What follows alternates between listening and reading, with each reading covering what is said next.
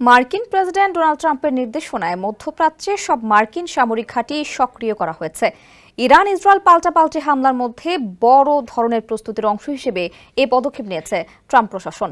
এদিকে আগেই ইরান হুমকি দিয়ে রেখেছিল তাদের প্রতি কোনো ধরনের হামলা হলে মার্কিন ঘাঁটিগুলো তাদের লক্ষ্যবস্তু হবে। ইরানের উপর চালানো ইসরায়েলের আগ্রাসনকে মার্কিন মদদ বলেও দাবি করেছে তেহরান। ইরান ইসরায়েল সংঘাত যখন চরম পর্যায়ে পৌঁছেছে, ঠিক সে সময়ই মার্কিন সেনাবাহিনীর উপর ড্রোন হামলার খবর এলো। মার্কিন সেনাদের লক্ষ্য করে হওয়া এই ড্রোন হামলা এখন পর্যন্ত কোনো হতাহতের খবর পাওয়া যায়নি। শনিবার রাতে তথ্য জানা গেছে।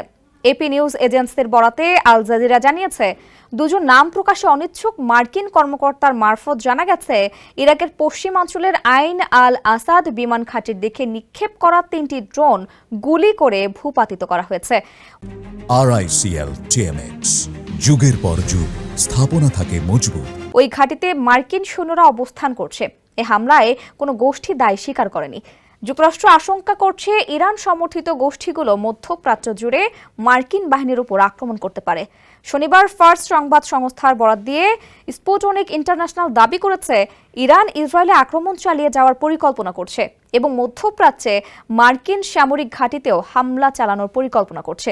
ইরানের সামরিক নেতৃত্বের পরিকল্পনার সঙ্গে পরিচিত একটি অজ্ঞাত সূত্রের বরাত দিয়ে এ তথ্য জানানো হয়।